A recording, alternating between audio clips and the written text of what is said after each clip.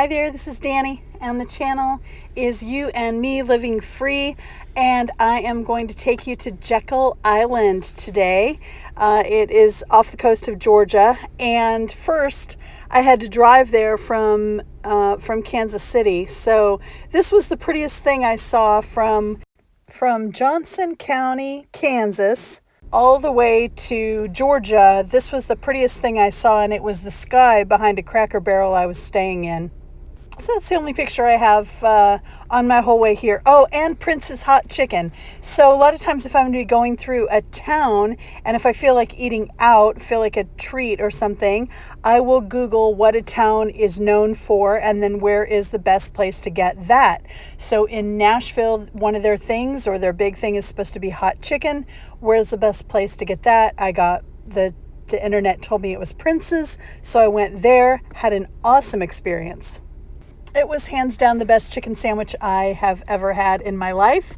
I got the medium. They have, mild, medium, and hot. I got the medium because I'm pretty much a baby, and it was still pretty hot for me. So shout out to Prince's. If you're in the area, stop by and tell them Dani sent you. Anyway, on the way to Jekyll Island, here we go. Jekyll Island is pretty small, probably 5 miles tip to toe. And that might be even a stretch. It might not even be 5 miles. It's very small, but it's like the whole island is part of a big resort or something because it is all pretty immaculate. It is very well maintained. There's landscaped and then there's manicured. This place is manicured. Every little thing about it was pristine and extremely well taken care of, and extremely just beautiful to look at and really gorgeous. Lots of bikes on Jekyll Island. They really do like to ride their bikes, and you can ride your bike over the whole thing. All the streets have bike lanes, and there are these big trails and everything that are paved. So it's a haven for bikers and everybody. This is the little circle when you drive into town. I use town in quotation marks because it almost all looks like kind of this little resort. But so we drive back, and our first stop is Driftwood Beach.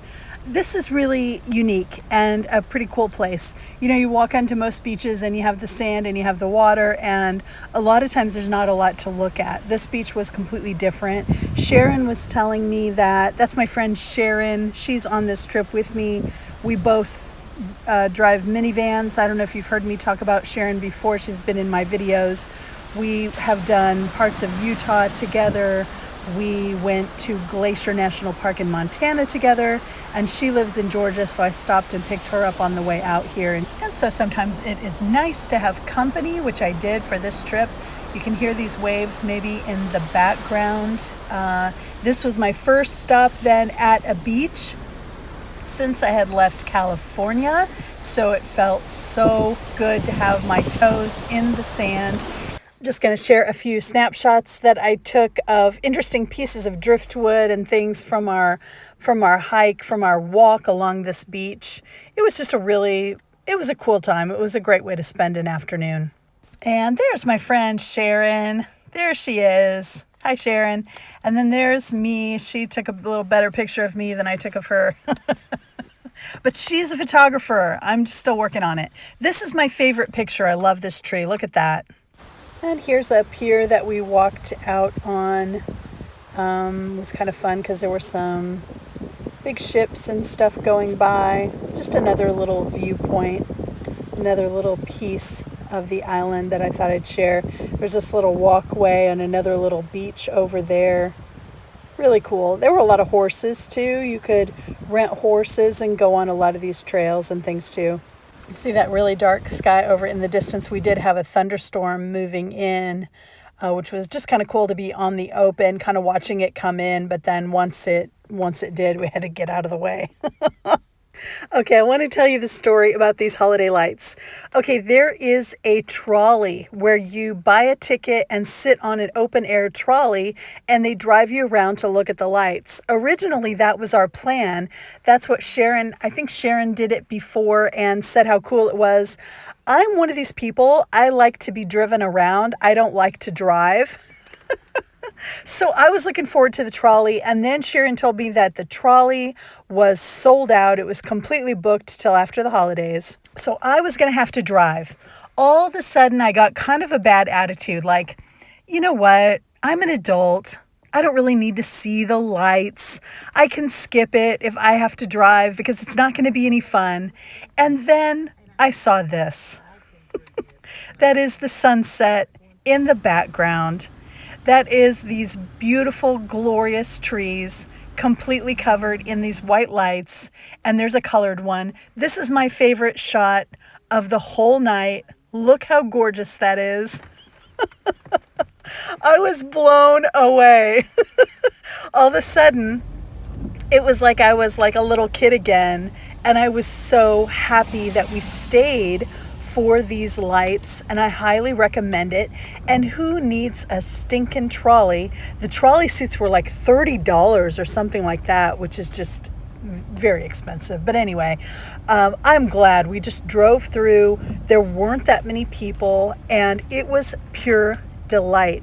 Here's another thing I want to tell you about staying on Jekyll Island, just so you know, as a traveler. And if you're traveling in a minivan or in your own RV or anything like that, there was a campground on Jekyll Island, but it was very expensive. Look at all these colors. This is another gorgeous part. I love the white, but then every once in a while they have all these colors. Anyway, if you are a traveler, they had a campground there, but number one, it was booked solid, and number two, it was very expensive. And so we were staying at a Cracker Barrel in town. It was about a 30 to 40 minute drive from Jekyll Island to the Cracker Barrel. So it's really something to keep in mind, because when you are traveling in these coastal areas, finding some place to sleep overnight for free, or even if you want to pay, it's hard because you have to get reservations and pay a lot of money. But if you're trying to do it on the cheap, it is very challenging, in my opinion. And you can understand why. Of course, number one, coastal areas are nice and they're limited. But number two, they have very strong restrictions because they don't want people who are the kind of people who sleep in their cars making generalizations, about all of us.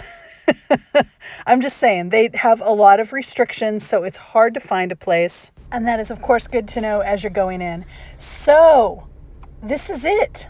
You made it to the end of another video. Oh, can I say, it's so strange being right before Christmas and being in the South, where this was like the most Christmassy place I have been, but literally where I am now, and I'm not even going to tell you because I'm a little further down the road, like nobody's decorated for Christmas and it's warm. It is so weird for me, a girl from the Midwest who associates Christmas with trees and snow and cold and sleighs and everything. I am not complaining. I don't want you to think I'm complaining, but it is strange. And I find that I'm having a little trouble getting into the Christmas spirit.